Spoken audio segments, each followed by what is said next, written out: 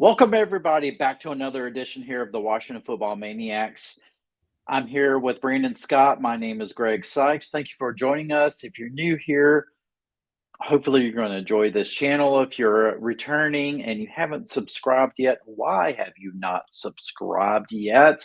Hopefully we're bringing you some good content. If so, please consider hitting that subscribe button. When you do, make sure you hit that notification bell so you will never miss another video release, because guess what? We don't always release these videos at the same exact time every day. So you're going to want to be notified when we release these videos. With that said, let's get into today's video, Brandon. So today we want to go over the studs and the duds from the first preseason game.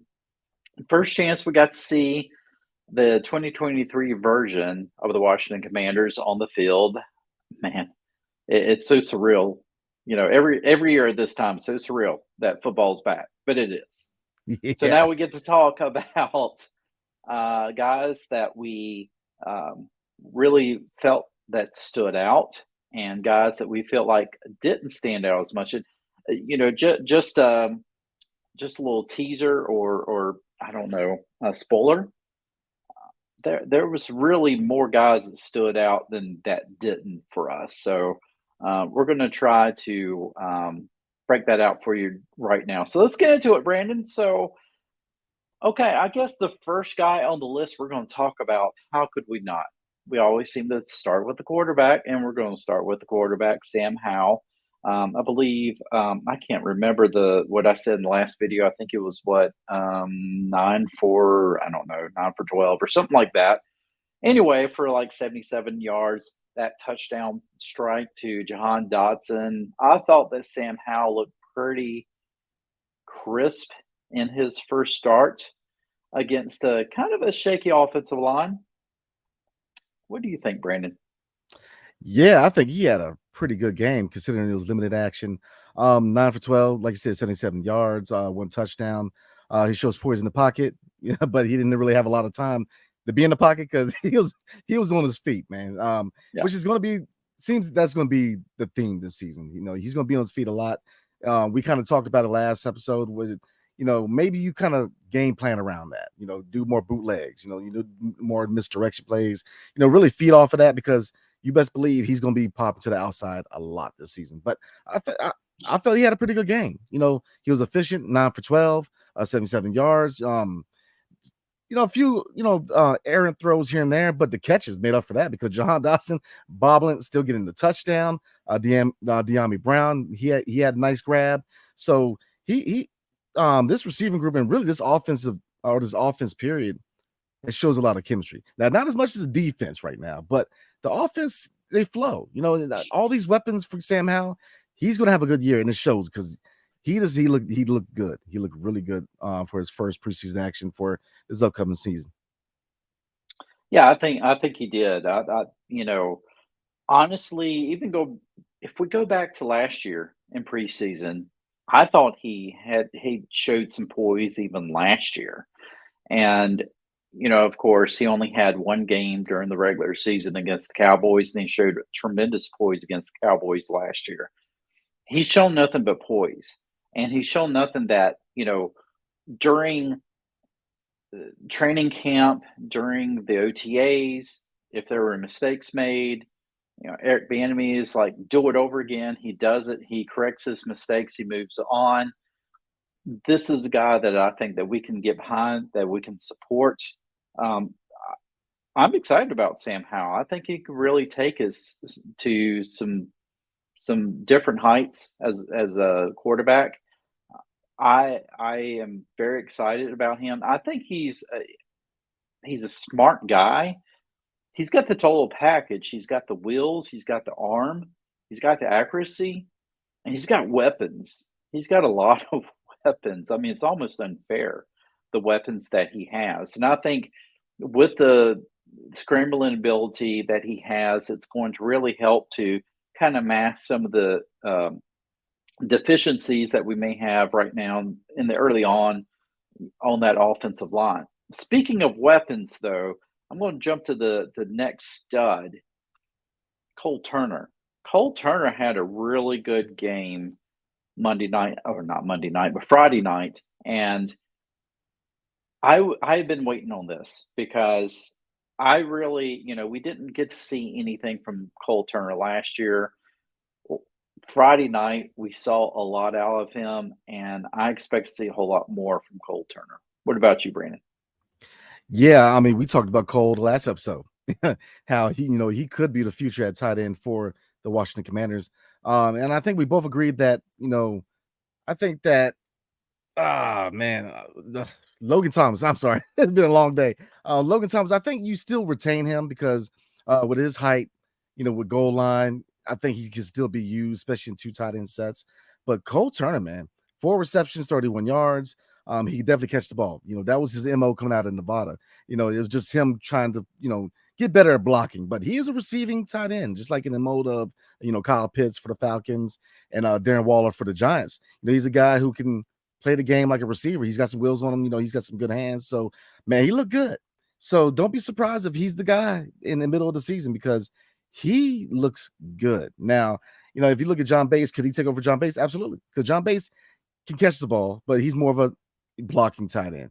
But if he continues to show good hands like he is, I think he is definitely the future at tight end for the Commanders.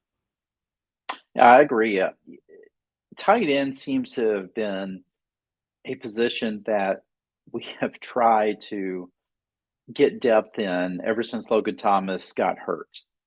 And we have had really good success, historically in the last couple of decades, honestly, since Chris Cooley, with having really good tight ends for this Washington squad.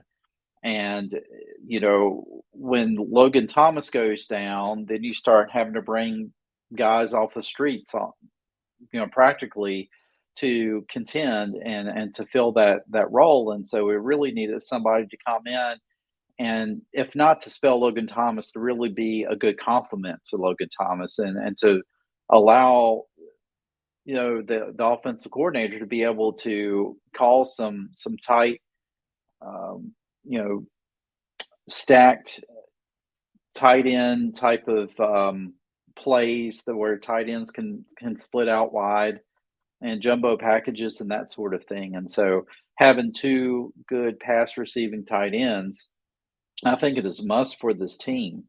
And so Cole Turner looked really good, and I hope he continues to look good throughout the preseason because we're going to need him. I think even if Logan Thomas is back to his normal self this year, I don't know health wise. I'm not sure if he's going to stay healthy throughout the entire season. That's another thing. And so you need somebody like Cole Turner who's going to be able to come in there and basically be just as effective as a pass receiving tight end as Logan Thomas. And as you alluded to, may not be as effective as far as a blocking tight end. I think that's the reason why you have guys like John Bates, coming in there. But yeah, I liked what I saw out of Cole Turner. And, you know, our studs this time is obviously going to be all offense. And so I'm staying with offense. We didn't see this guy until the second half, and so maybe a little bit premature to sing his praises because, of course, he was going against second and third string defenses. But Chris Rodriguez, he played really well as running back. This was a guy that a lot of people were like, I want to see what he can do. I'm excited. And I was like, why are we getting another running back? It seemed like we had plenty of running backs. We've got Antonio Gibson. We've got Brian Robinson. We've got all these other guys. Why do we need another running back? Well, Chris Rodriguez showed us why we did. He ran with purpose, and he really did a great job. I would like to see him maybe get some more reps against the first team defense, possibly in the next game. Believe it or not, the next game, since we have shortened the preseason, is kind of the dress rehearsal already. So I would not mind, honestly, to see Chris Rodriguez get a few snaps against a first team defense to really get a good taste of how successful he can be. But What did you see out of Rodriguez Friday night? I saw a guy who could be a backup to Brian Robinson. Antonio Gibson, has he ever really been the guy as the lead back? I know they tried, he had fumbling issues. He was a receiver coming out of Memphis. He says he wants to be lined up a lot more at receiver this year, which at his size, I don't I don't see it. Especially with we have so many receivers now. I just don't see the fit. But he could spell Antonio Gibson, in my opinion. Now I get Antonio Gibson's another weapon that you need all the weapons you can get. Depth is a good thing because injuries happen, especially at the running back position. So to have guys behind Brian Robinson who can come in, get yardage, really make an impact in the running game, I think is a good thing, and it shows just how deep this team is. I wish we were deeper at O line. We're about to talk about O line, but overall, this team is deep, and the running back room is the same thing. You got a guy and Chris Rodriguez who can come in and put in quality minutes on the field. So it is definitely a good thing for this team. Like I said, down the line, he could spell Antonio Gibson because, man, with the running back we saw, he can come in, he can be that guy. So, Brian Robinson, this will be his our first full year at running back. So that's one thing to keep in mind. So I think that he looked really good, and I think his future is going to be bright here in DC. A strong running game is a young quarterback's best friend. And so if we can get a strong running game going in DC, that's only going to help Sam Howell that much more. And it's really going to be unfair, I think, for defenses if we get our running game going, knowing that Sam Howell is playing with so much confidence and has so many weapons on the outside to throw to with Terry McLaurin, Jahan Dotson, those guys like that, and then hopefully have some good tight ends throw to as well. You get that running game going, it's going to be very tough to stop this offense. I really do think so. But okay, we're I guess this is going to be mostly an offensive show. We're we're going to go to the duds. Okay, we mentioned the offensive line. I'm I have to say this, Jeremy Reeves, if you're watching this, number one, thank you so much if you are watching this. I would love it for any of the Washington football players to be watching this, and don't take offense to any of this. If we ever do say anything that you take offense to, um, but I have to say, yeah, the offensive line kind of a dud, kind of shaky. But I will say, to their defense, anytime that you have some new players on that offensive line, it's going to take a while to gel. These guys are, they haven't been used to playing with each other. So, it's going to take a while for, you got to think a new center and stuff like that. It's going to take a while for him to learn protections, to call protections and all that stuff. So it's going to take a while for the whole thing to gel, but unfortunately, they're kind of in the dud section tonight, Brandon. Yeah, the O-line is definitely the dud. Like you said, it's gonna be growing pains. A new unit, they got to find chemistry. But I'm going to say this: that we picked up Charles Leno as he was a casualty of training camp and preseason casualty. That's how we got him. So maybe you go and find a guy, that because left guard, looking at the line, because I'm looking at the depth chart right now. Wiley, Cosme, Gates, I think they're set. Leno, I think he's set, but left guard is where I'm kind of concerned because Sadiq Charles continues to have injury issues. And so if there's a cap casualty that happens, maybe try to do a trade. I mean, like I said, you have depth. So, we were just talking about running back. So I'm not trying to get Antonio Gibson out of DC, but one thing is this, maybe there's a trade, but we have to upgrade this line somehow because you don't want to stunt this offense just purely on O-line, man. They got to be solid. So, yeah, I do think it's growing pains. They got to have that chemistry together, and it comes along with playing together. But if they do make an upgrade, it's got to be a left guard because right now I'm just not putting my chips in the middle for Sadiq Charles to be healthy, number one, and two, to be that effective. I think he's a backup. I don't think he's done enough. I think the sample size is big enough that I don't think he's that guy. So they got to find a way to upgrade a left guard. But this is what we got going forward. So, hopefully they get stronger as a unit. Hopefully, as the season goes along, they get better because you don't want this to be the reason why we can't score points because the O-line's important. Without the O-line, we can't run, we can't throw. We need them to be solid because you have a lot of weapons offensively. So you do not want the O-line to be the reason why this offense can't score, because this is an offense that is going to put some points on the board, man. So yeah, I think they're an upgrade or two away for being a really good line, but there's going to be growing pains. I do like. I mean, Sam Cosmi is intriguing, but again, injuries. Charles Leno, I think, you may want to upgrade after this year with Charles Leno. He was very inconsistent last year. So yeah, it remains to be seen, man. But I think they need to upgrade. But a lot hinges on his O line to at least be average, at least be decent. Because if they have a bad year, man, a lot of people's jobs are dependent on this team being hopefully a playoff team, at least being a good team this year, including head coach. So, the O-line, they're going to have to figure it out and figure it out quick. One thing I will say about the offensive line, and I went back and I saw some replays.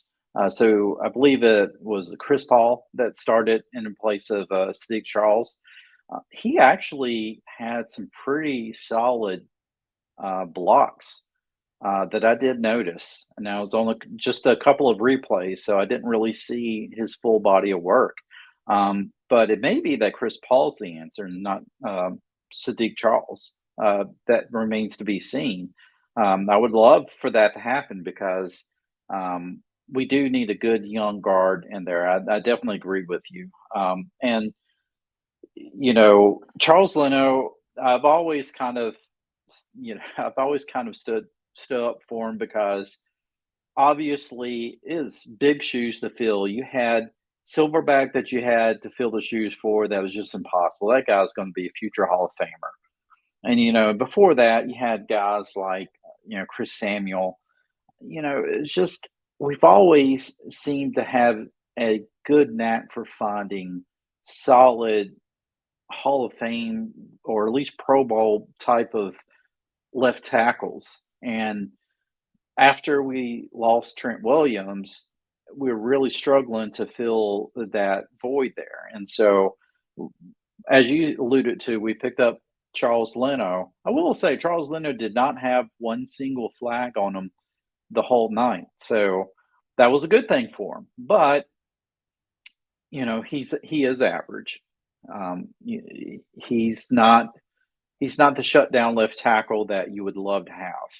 And maybe if we were able to move him somewhere else on the O line, that may help somewhat. But yeah, I think Charles Leno was always going to kind of be the stopgap until we could really get to a year to where we could draft that solid shutdown left tackle that we really need to draft.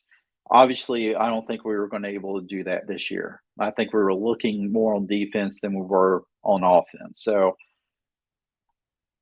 having said that, overall, yeah, the offensive line just it's going to take a while, and hopefully after a few starts, we may start to see this offensive line looking a lot better than what it did.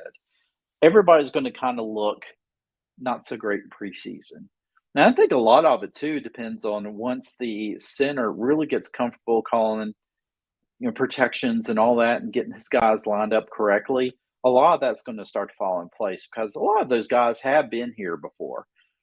So that is part of it as well. It's going to take a while, especially when you have. We don't really realize how important that center position is. That center position is crucial.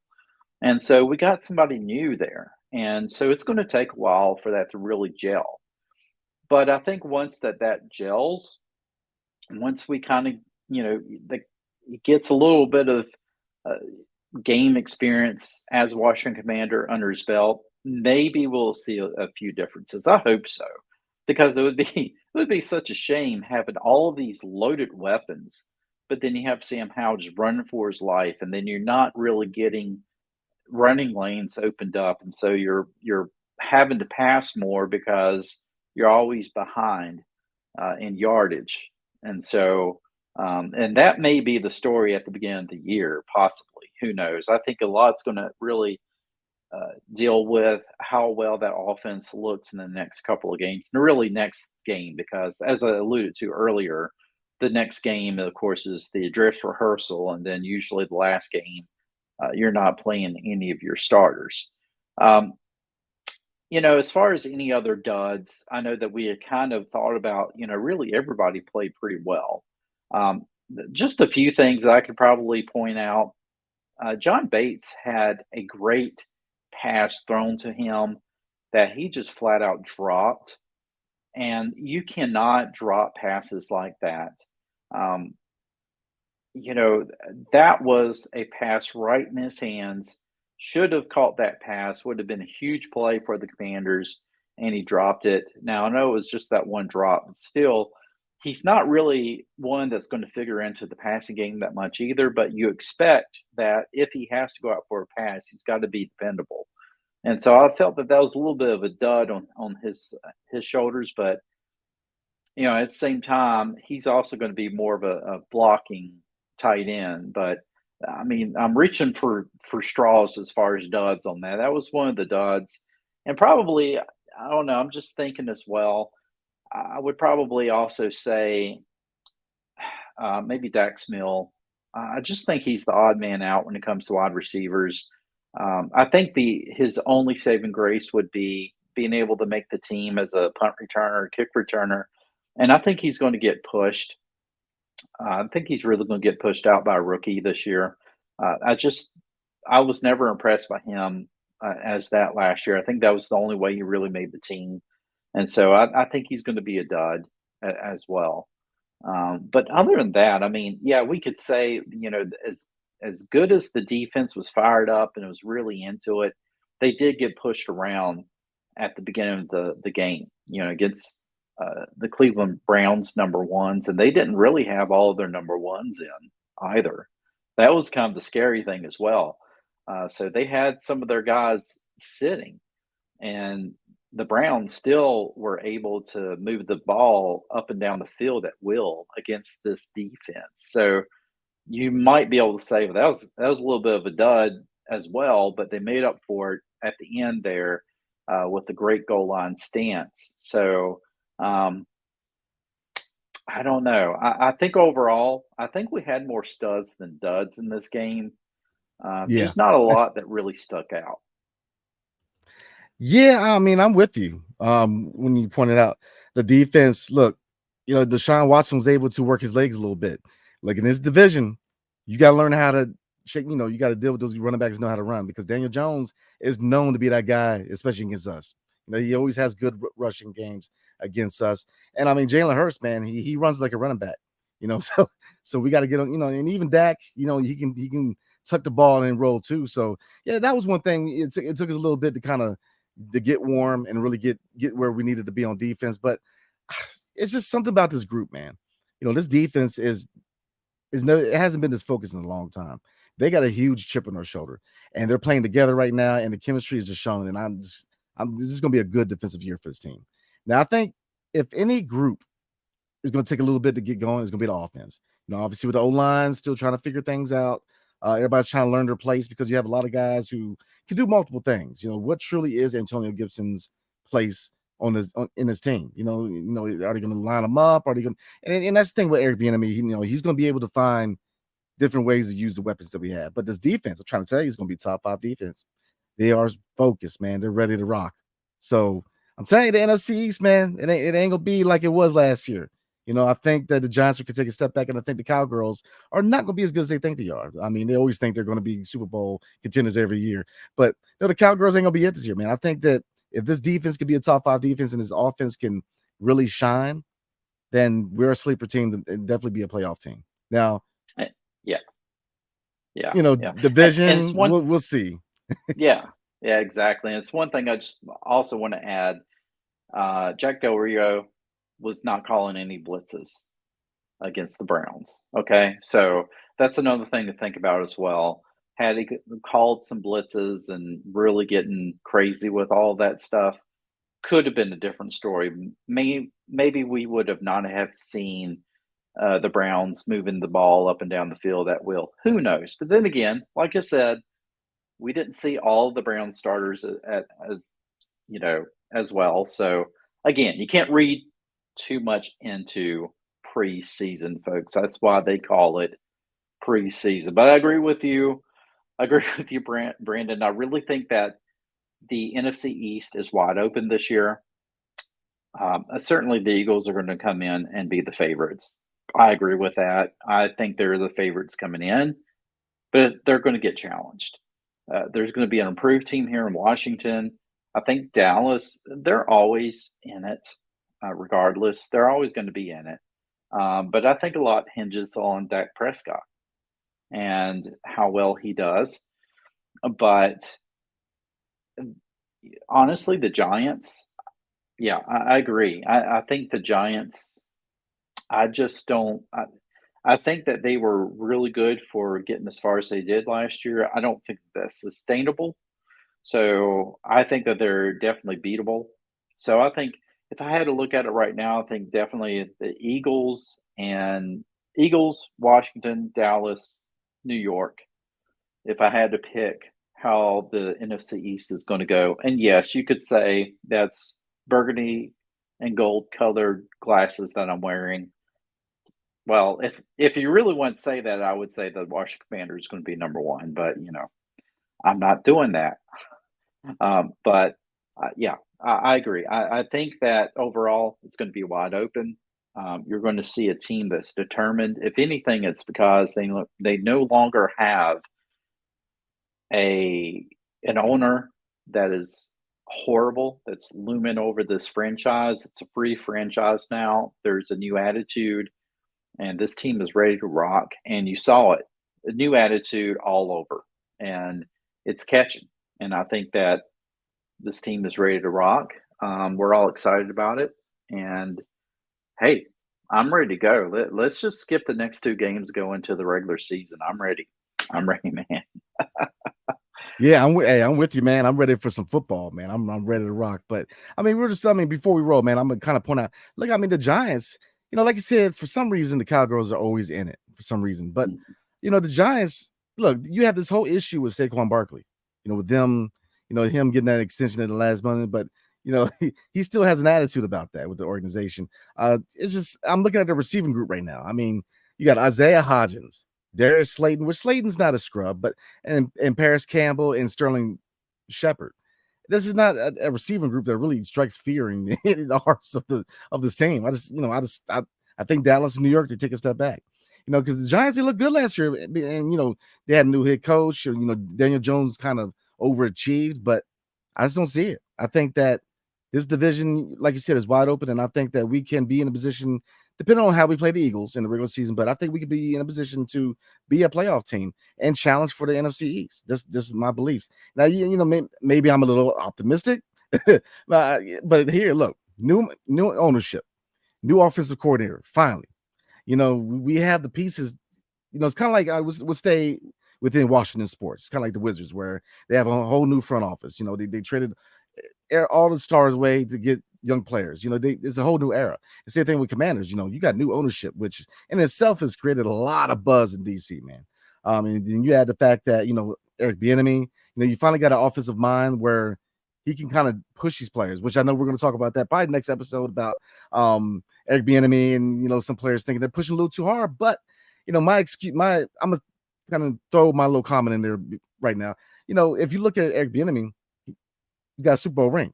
So, sometimes you need to push people. Yep. If you look at a lot of these head coaches that push people, and I know we're going to talk about it, but give you a little sneak peek.